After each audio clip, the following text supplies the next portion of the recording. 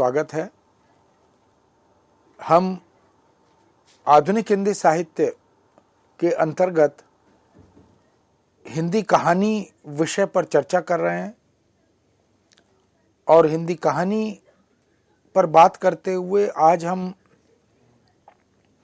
समांतर कहानी और इसी प्रकार से अन्य कहानी आंदोलन, कहानी भी है या सचेतन कहानी भी है, इस तरह के बहुत से आंदोलन जो कहानी के क्षेत्र में चले।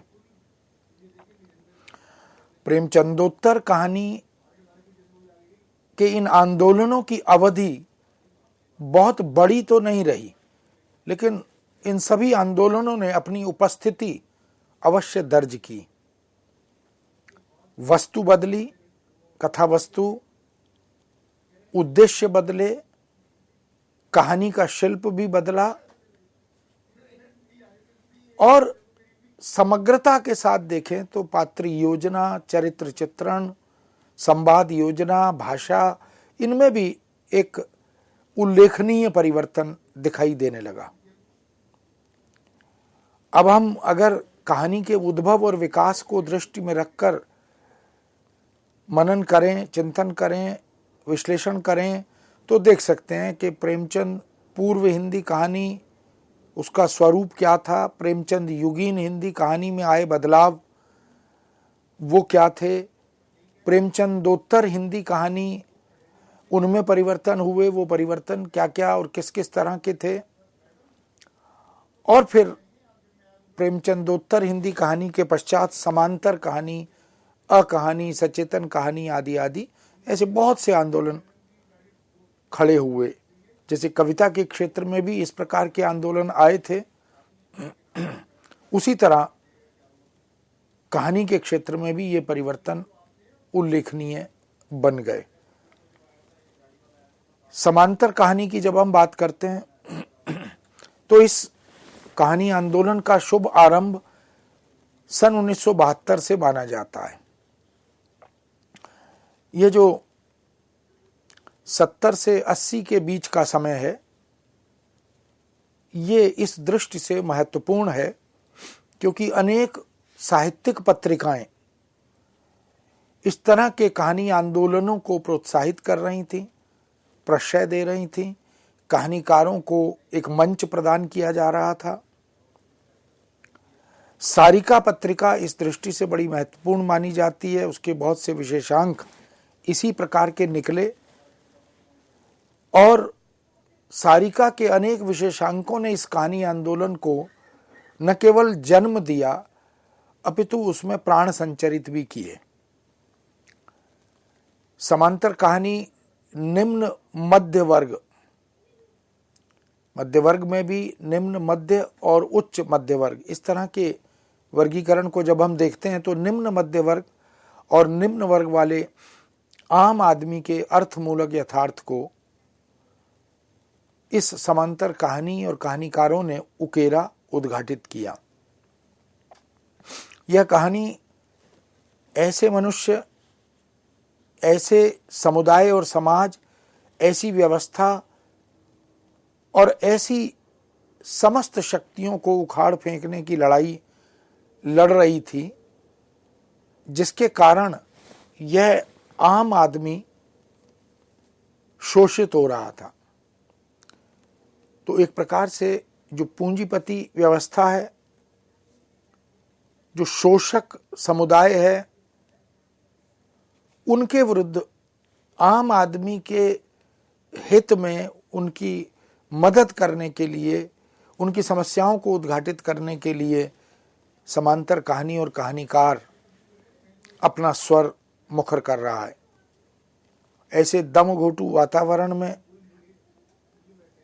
जब आम आदमी मजबूरन जीवन यापन कर रहा है, उसे लगता है कि उसका दम घुट रहा है, उसे लगता है कि वह अभिशप्त है,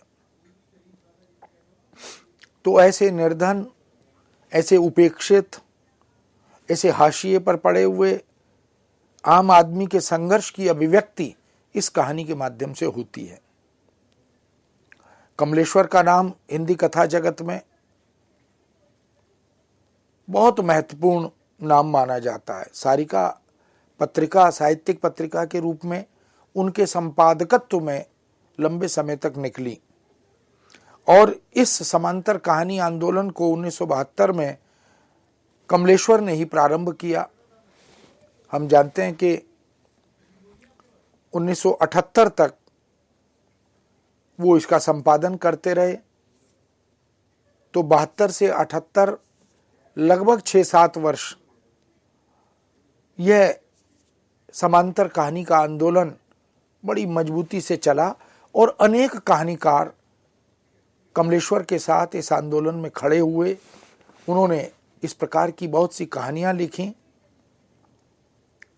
कमलेश्वर का अपना व्यक्तित्व उपन्यासकार और कहानीकार के रूप में इलेक्ट्रॉनिक मीडिया में, दूरदर्शन में उन्होंने बड़ी महत्वपूर्ण भूमिका निभाई। कई बहुत उल्लेखनीय धारावाहिक उनके माध्यम से हिंदी जगत को प्राप्त हुए। उनकी बहुत सी रचनाओं पर फिल्म भी बनी, पिक्चर्स बनी। इस तरह जन सामान्य या जिसे हम आम आदमी कहते हैं, उसकी सही सटीक वस्तुगत यथार्थ स्थिति को अभिव्यक्त करने वाली कहानी वह समांतर कहानी कहलाई। हिमांशु जोशी ने श्रेष्ठ समांतर कहानियां शीर्षक से एक कहानी संग्रह भी तैयार किया, जिस पर लंबे समय तक सार्थक चर्चा हुई, विमर्श हुआ। हिमांशु जोशी भी हिंदी कथा जगत के इस युग के प्रतिष्ठित कहानीकार, उपन्यासकार माने जाते हैं। समांतर कहानी आंदोलन में कमलेश्वर के साथ साथ भीष्म साहनी भी शामिल हुए। भीष्म साहनी जितने अच्छे कथाकार हैं उतने अच्छे नाटककार भी हैं। हिमांशु जोशी खड़े हुए, जसवंत सिंह बिष्ट शामिल हुए, निरुपमा सोबती, सुधा अरोड़ा, सतीश जमाली, नमिता सिंह, कामना नाथ, जितेंद्र भाटिया, मिथिलेश्वर, मणि मधुकर, राजी सेठ, सुदीप, रमेश उपाध्याय आदि ऐसे बहुत से नाम हैं जो इस समांतर कहानी आंदोलन के साथ पूरी निष्ठा से, पूरी ईमानदारी से जुड़े। उन्होंने अपने कहानियों के माध्यम से इस आंदोलन को मजबूती प्रदान की। इस समांतर कहानी आंदोलन के बाद एक नया आंदोलन खड़ा हुआ जिसे सक्रिय कहानी कहा गया। यह 8वें दशक में जन्म लेने वाला एक कहानी आंदोलन है। कथा शिल्पी राकेश वत्स ने मंच पत्रिका के माध्यम से सक्रिय कहानी आंदोलन को प्रतिष्ठित किया। राकेश वत्स ने भी हिंदी कथा जगत में अपनी महत्वपूर्ण भूमिका निभाई है। इसका आधार पश्चिम का आंदोलन एक्टिव स्टोरी रहा है। हम जानते हैं कि बहुत सारे आंदोलन हमारे यहाँ आज़ादी के बाद तो विशेष रूप से पाश्चात्य साहित्य आंदोलनों से प्रभावित या प्रेरित आंदोलन हमारे यहाँ भी आए, चाहे वो कविता का क्षेत्र हो, चाहे कहानी, उपन्यास, नाटक आदि की दुनिया हो। तो एक्टिव स्टोरी की तर्ज पर सक्रिय कहानी राकेश वत्स के माध्यम से हिंदी जगत में प्रविष्ट होती है। मंच पत्रिका का सक्रिय कहानी विशेषांक सन 78-79 में प्रकाशित हुआ और यही सक्रिय कहानी की आधारशिला बना। इसमें वीरेंद्र मेहंदी रत्ता, सुरेश मनन, चित्रा मुदगल, रमेश बत्रा और स्वदेश भारती आदि के नाम उल्लेखनीय हैं। इस आंदोलन के साथ और इसके समर्थन में कहानी लिखने वाले, इस आंदोलन की वकालत करने वाले मधुरेश, सुरेंद्र चौधरी, धनंजय वर्मा, भीष्म साहनी, सुरेश सेठ, ऐसे बहुत से नाम और जुड़ते चले गए। यह मनुष्य की चेतनात्मक ऊर्जा और जीवंतता की कहानी कहलाई, उसकी चेतना अवस्था की। सन 1982 में दिल्ली में जनवादी लेखक संघ स्थापित हुआ, जिसकी प्रगतिशील आंदोलन के रूप में उपस्थिति हुई और जनवादी लेखक संघ ने जिस प्रगतिशील आंदोलन को खड़ा किया उससे संबद्ध रचनाकार अधिकांशतः, चाहे वो कविता का क्षेत्र था, चाहे कहानी, उपन्यास, नाटक आदि का, उन्होंने मार्क्सवादी चिंतन का सहारा लिया और मार्क्सवादी दर्शन, मार्क्सवादी चेतना के आधार पर हिंदी में कहानी लेखन प्रारंभ किया। ऐसी परंपरा का अनुसरण करने वाले रमेश उपाध्याय, रमेश बत्रा, स्वयं प्रकाश, हेतु भारद्वाज, असगर वजाहत, उदय प्रकाश, धीरेन्द्र अस्थाना, ऐसे बहुत से लेखकों के नाम इसमें जुड़ते चले गए। इस तरह कहानी विधा के क्षेत्र में समांतर कहानी, सक्रिय कहानी, ये जो आंदोलन चलने लगे, ऐसे अनेक आंदोलन कुछ कुछ समय के लिए उभरे, उद्घाटित हुए, लेकिन बहुत लंबे समय तक, जैसे प्रेमचंद पूर्व हिंदी कहानी या प्रेमचंद युगीन हिंदी कहानी या प्रेमचंदोत्तर हिंदी कहानी के आंदोलन लंबे समय तक चले, वैसे ये आंदोलन नहीं चल पाए। लघु अवधि के आंदोलन के रूप में ये उभरे। इनमें ग्राम कहानी एक आंदोलन आया, नगर कहानी आया, कस्बा कहानी आया, आत्मभोग की कहानी, वैज्ञानिक कहानी, त्रिकोण कहानी, अगले दशक की कहानी, समुद्र पार की कहानी, कविता नुमा कहानी, अस्वीकृत कहानी, मैदान की कहानी, क्रुद्ध कहानी, भूखी कहानी, निरायास कहानी, सायास कहानी, ऐसी ही अनाम कहानी, अकथा, ताज़ा कहानी, आज की कहानी, लंबी कहानी, जैसे बहुत सारे एक एक, दो दो, तीन तीन साल के लिए आंदोलन आए और फिर समाप्त हो गए। इस तरह आधुनिकता बोध और उत्तर आधुनिकता बोध की कहानी, इसकी जो लेखन यात्रा थी वो सतत गतिशील होती हुई, चलती हुई दिखाई देने लगी। सन 1950 के बाद की कहानियों में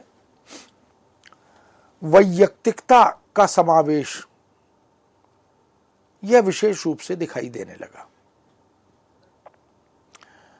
यानी बूंद का महत्व भी समुद्र के निर्माण में उल्लेखनीय है।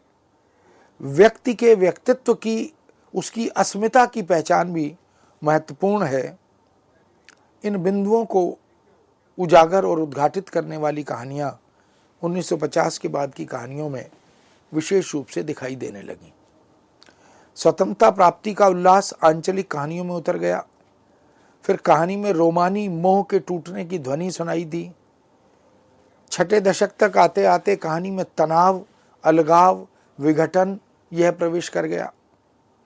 मार्क्स और फ्रायड ने तथा एडलर आदि पाश्चात्य दार्शनिकों ने हिंदी कहानी को भी जकड़ लिया। यानी बहुत से हिंदी के कहानीकार मार्क्स, फ्रायड और एडलर आदि से प्रभावित होकर हिंदी में कहानी लेखन करने लगे। फिर अस्तित्ववादी दर्शन, जो कविता में भी मुखर हुआ, उसने भी कहानी में प्रवेश किया और इसने जीवन के अनेक बुनियादी प्रश्नों को उजागर किया। 7वें दशक में संत्रास, बिखराव, टूटन, अलगाव, बोनापन, ऊब, निराशा, हताशा, ये हिंदी कहानी में घर कर गई। फिर कहानियों के विभिन्न आंदोलनों ने बेशक बहुत कम समय के लिए उपस्थिति दर्ज की, पर कुछ नए मुद्दे, कुछ नए विषय, कुछ नए दृष्टि और दर्शन को इस कहानी के साथ जोड़ा और कहानी को गति देने की कोशिश की।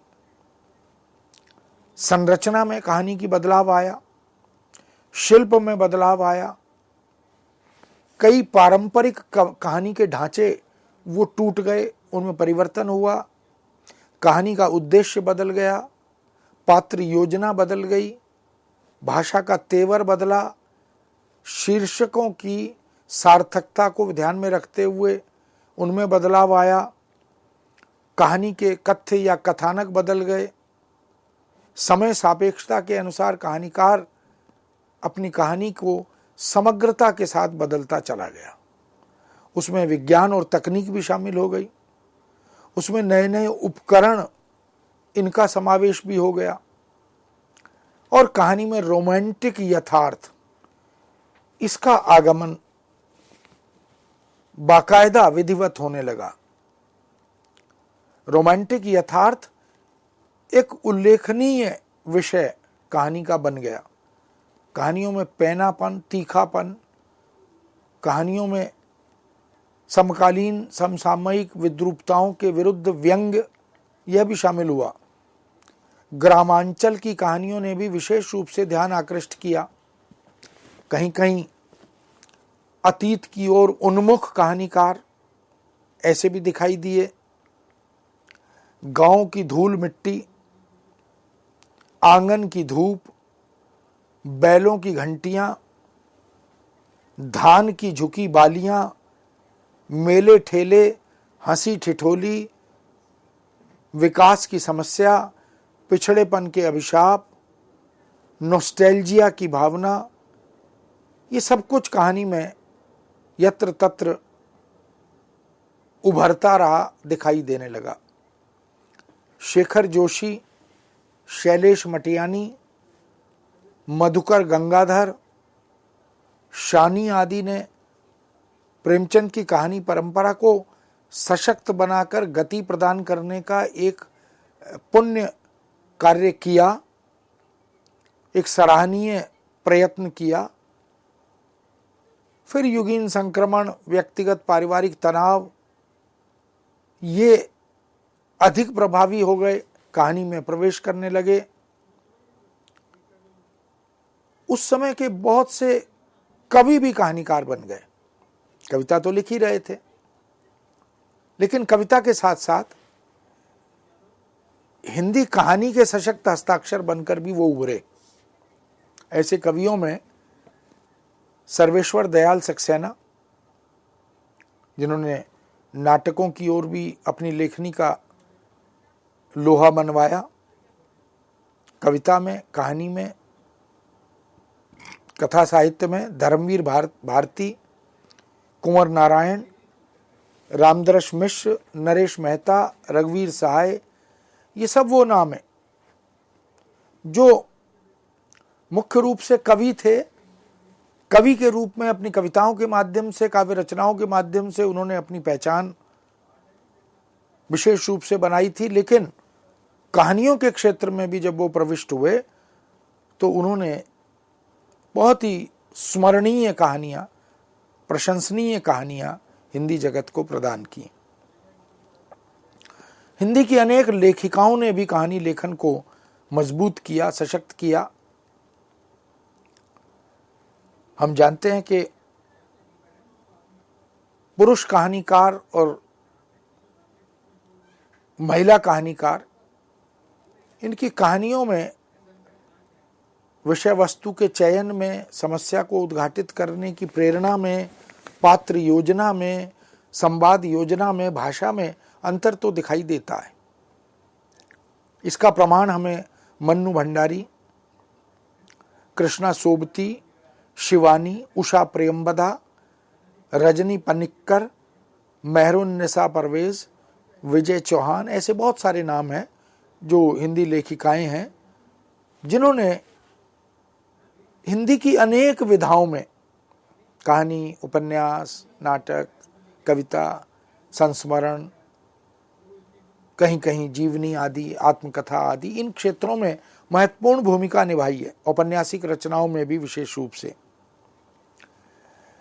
निर्मल वर्मा ने हिंदी कहानी लेखन को भारतीय परंपरा से मुक्त कराते हुए उसे पाश्चात्य परंपरा से जोड़ने का कार्य किया। तो वो जो प्रेमचंद पूर्व और प्रेमचंद युगीन कहानी लेखन की एक बड़ी सराहनीय परंपरा चल रही थी,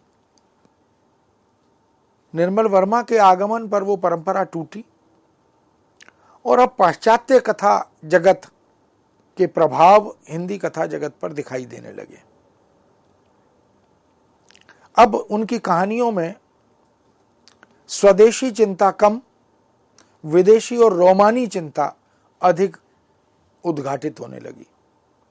लंदन की एक रात, कुत्ते की मौत, इसी तरह की कहानियां हैं जो पाश्चात्य जीवन दर्शन को, जीवन शैली को इन कहानियों के माध्यम से पाठक जगत तक लाती हैं। इसी आंदोलन में रामकुमार वर्मा जुड़े, विजय चौहान जुड़े, राजकमल चौधरी जुड़े। इन्होंने भी आधुनिकता बोध के आधार पर हिंदी कहानी लेखन को एक नई दिशा देने का काम किया। अब कहानी के क्षेत्र में डायरी का भी प्रवेश हो गया, कहानी में यात्रा वृत्तांत भी शामिल हो गए, तो एक तरह से विधाओं का घालमेल भी हमें दिखाई देने लगा। कहानी पढ़कर वो कुछ कुछ डायरी का बोध कराने लगी। कहानी में यात्रा वृत्तांत का भी आनंद आने लगा और 8वें दशक तक आते आते कहानी आस्था बटोरते मानव को चित्रित करने लगी। यह जो विघटन, यह जो टूटन, यह जो बिखराव आदि था, इसने मानव को एक नई आस्था से प्रेरित करने, उन्मुख करने का काम किया। तो ऐसे बिखरे टूटे हुए व्यक्तित्व वाले मनुष्य को एक नई आस्था की आवश्यकता थी। उस आस्था बटोरने के प्रयत्न को इस कहानी ने उभारना 8वें दशक में शुरू किया। इसलिए भारतीय अस्मिता की तलाश अब हिंदी कहानी में फिर से दिखाई देने लगी। कहानियों में समाजशास्त्री चिंतन प्रकट हुआ। भ्रष्टाचार, अशिक्षा, अव्यवस्था या व्यवस्था की विसंगतियां, ये भी उद्घाटित होने लगी। हिंदी कहानी प्रतीकात्मक बन गई, नाटकीय तत्वों से युक्त होती चली गई। उसकी संवाद योजना में परिवेश की अभिव्यक्ति ध्वनित होने लगी। मंजुल भगत की सफेद कौवा इसी प्रकार की कहानी है जो एक नई तरह की प्रतीक व्यवस्था के साथ हमारे सामने आती है। रमेश बत्रा की थप्पड़ कहानी, मृदुला गर्ग की दुनिया का कायदा, सुरेंद्र तिवारी की वार्ड नंबर 2, मधुकर सिंह की लहू पुकारे आदमी और धीरेन्द्र अस्थाना की सूरज लापता है, रमेश उपाध्याय नदी के साथ एक रात, ऐसी बहुत सारी कहानियों में कहानीकारों ने सामाजिक समस्याओं के तमाम पहलुओं को उद्घाटित किया, उनके कच्चे चिट्ठे खोलने का प्रयत्न भी किया। इन सभी कहानीकारों ने रूपवाद, संरचनावाद, कलावाद, भाववाद, अध्यात्मवाद जैसे तत्व विचारों को या तात्विक विचारों को सामने पाया तो उनसे संघर्ष भी किया। श्रवण कुमार की कहानी भीतर का आदमी, अजीत पुष्कल की कहानी प्रतिरोध, कृष्णा अग्निहोत्री की कहानी एक और अश्वत्थामा, ओम गोस्वामी की कहानी दर्द की मछली, सुधा अरोड़ा की कहानी दमन चक्र, सुनील कौशिक की कहानी अस्पताल, इसी प्रकार की कहानियां हैं जो समय समय पर इस आंदोलन की, इस कथा की वस्तु की मूल चिंता और मूल चेतना को उद्घाटित करती नहीं। यादवेंद्र शर्मा चंद्र स्वयं को निगलते हुए, विनोद भारद्वाज मेरी उम्र 20 साल है, मधुकर सिंह की कीर्तन, मधुसूदन आनंद ककरौंदे का पेड़, सुभाष पंत तपती हुई जमीन, ज्ञान रंजन संबंध पिता शेष होते हुए, ऐसी मनु भंडारी अलगाव, दिनेश पालीवाल गिरता जटायु, बहुत सी कहानियां हैं जिनके माध्यम से कहानीकारों ने सामाजिकता का अंग बनने की छटपटाहट को कहानी के साथ जोड़ा है। राजनीतिक दलों की अवसरवादिता, मक्कारी, धोखेबाजी, सिद्धांतहीनता भी इन कहानियों का हिस्सा बनी, इन कहानियों की वस्तु बनी और सत्ता हथियाने के हथकंडे भी कहानी में उद्घाटित हुए।